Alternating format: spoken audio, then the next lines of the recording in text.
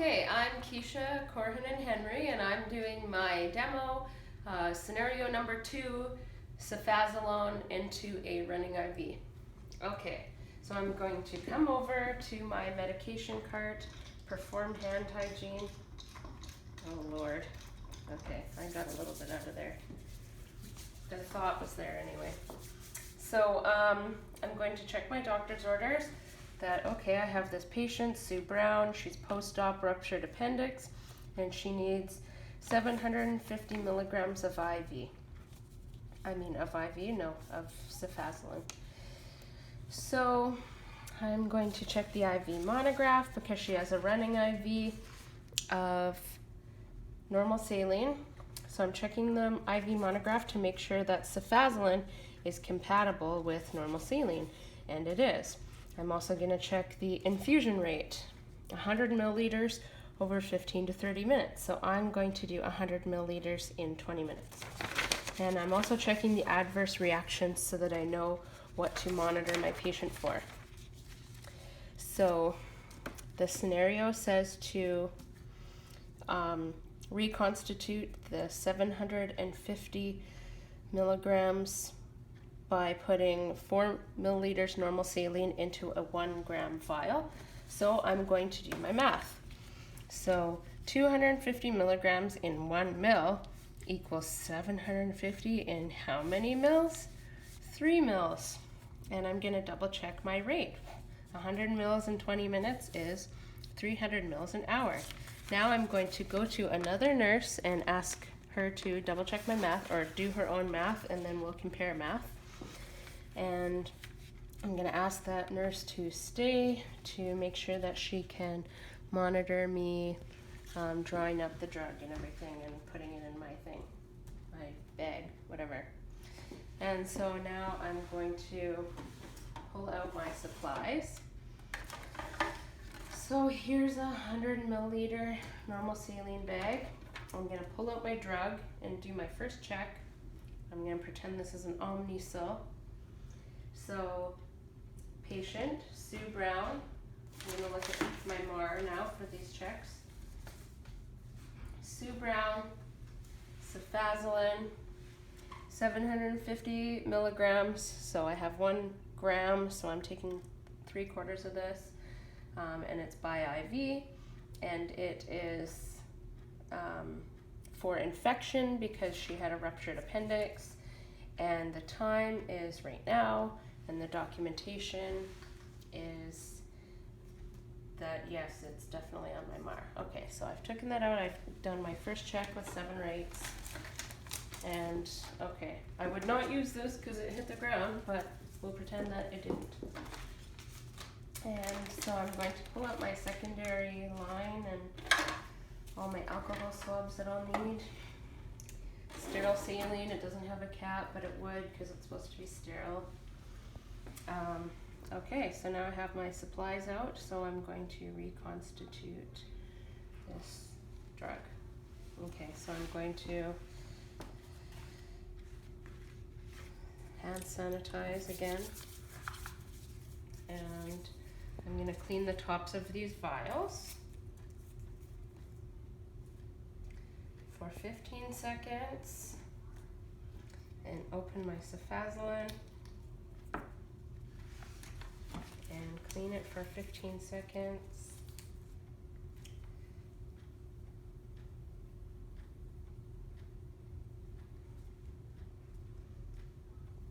Okay, so for how I'm going to do my math is that I'm going to, as it says in the scenario, draw up 4 milliliters. I'm going to open this and keep it sterile, and drop 4 milliliters of sterile saline, inject it into there, mix it, and then draw up 3.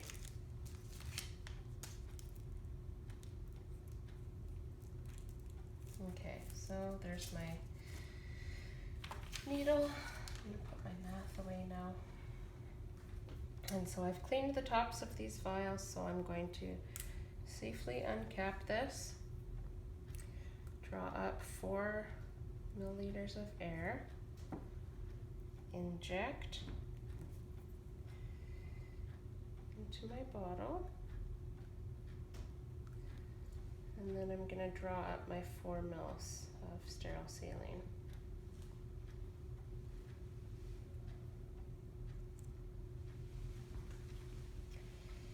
I'm going to get rid of the air just to make sure that I have an accurate dose.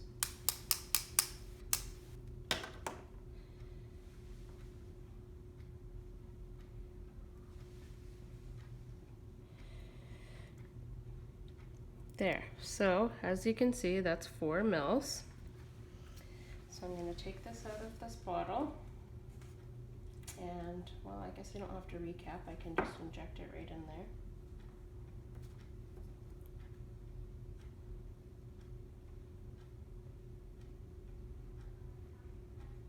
Okay. Oh wow, and it wants to push back air right away. Amazing.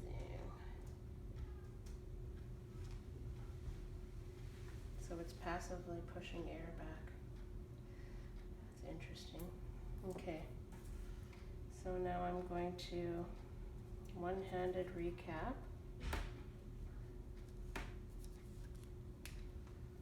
And I'm going to roll this to mix it.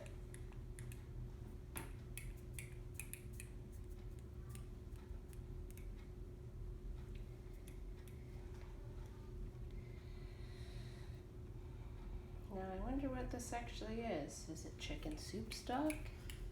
Is it Tang?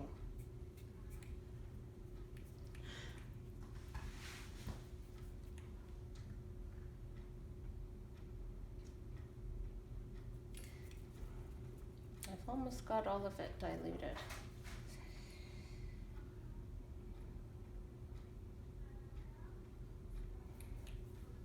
Okay.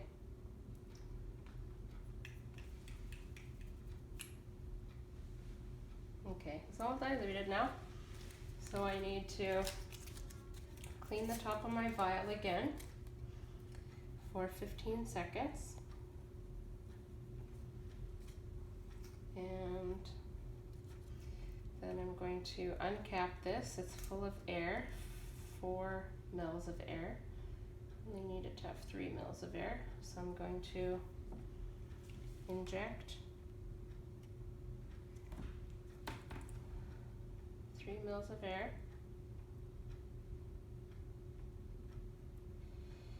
And then withdraw 3 mils of medication.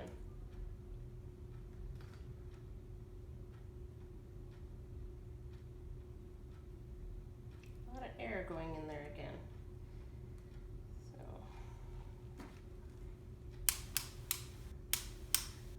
good, no air now. So I'm going to push that air back into there. And then get that in the medication. Oh, I sucked in more air. Yay me. Okay, get that in the medication. This was tricky to do in practice with the heparin too, because drawing up the whole bottle.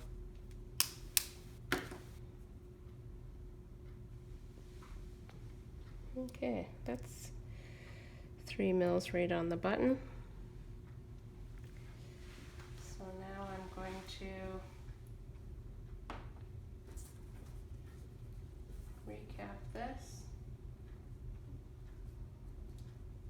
One-handed. So tricky. And then I'm going to get my bag and I'm going to open another alcohol swab. Should keep a running tally of how many alcohol swabs I'm using, really.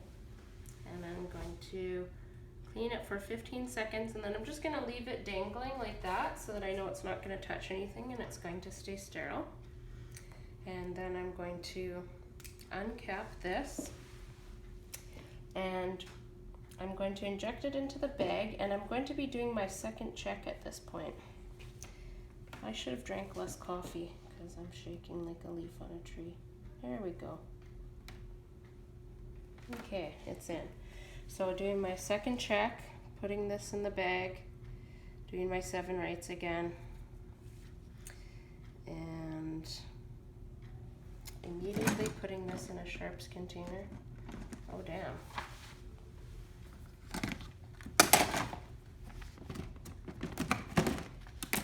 Bye-bye, needle. Okay, now as soon as I've put the medication in there, it's very important that I put the medication label on. That way we don't mix it up with another client's medication or not know what it is or who it's for. So I'm putting my medication label on, and I'm checking the bag for integrity and expiry date, and good. So now I'm going to put away this other medication and waste it into the giant sharps thing that they have, and so I'll do my third check at that point with my 7 rights, and I'll get rid of my medication. So now I will pull out my secondary IV set. This is cute. It just says secondary lines on it, so I guess we're pretending this is the, gee, it's dirty and everything. Okay, I guess they're reusing things around here. That's great, but of course in practice I would make sure it's sterile and not reused. That's very interesting. So I'm going to pull out my secondary set and I'm going to label it with the date. That way we know when the secondary tubing needs to be changed, because my client needs this medication every 6 hours. So when it runs out, I'm going to leave the same like secondary tubing set and everything there.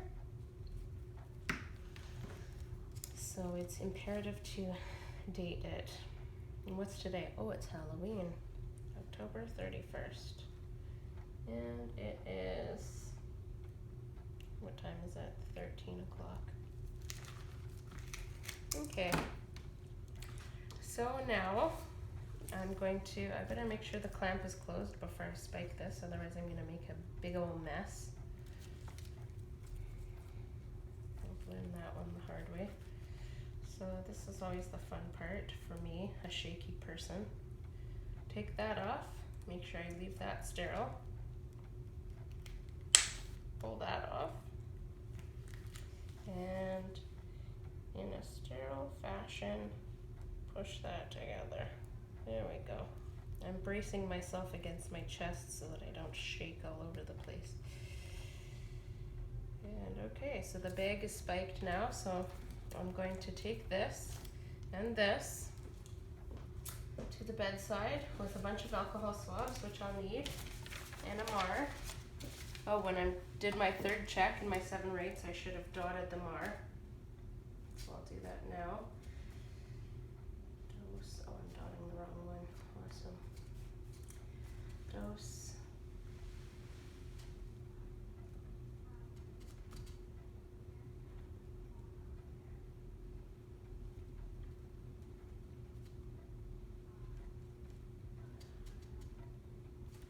Okay, so I'm taking my MAR, my pen, my drug, and my alcohol swabs to the bedside.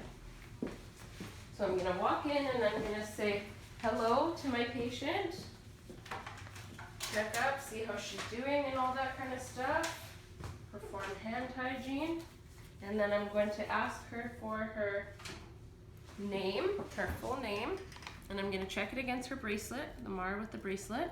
Good, and I'm going to ask her, what's your date of birth? Good. The physician is different. This says Dr. Chronic, and this says Dr. Getwell. So in real life, I would stop to investigate that. But for the purposes of this video, I think it's okay. I'm going to ask her if she has any allergies. And she says she's allergic to tetracycline, which is what it says on the MAR too. And checking the MRN against there. Good. Okay. So, good thing I'm not giving you tetracycline. Now I'm going to hang this bag. No, not hang it yet. I have to back frame it. Cameraman can come over here while I use another alcohol swab. How many is that on the tally now? 5, I think.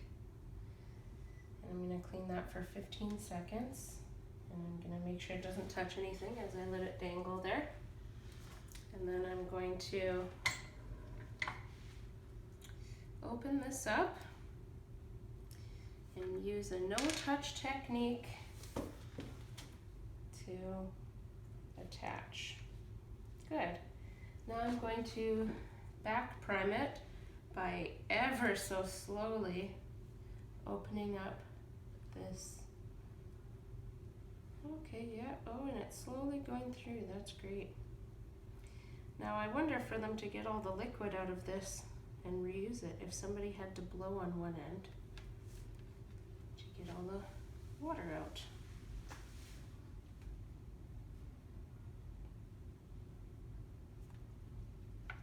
So I'm gonna back prime all the way until I get to here. And then I want this to be like about half full-ish.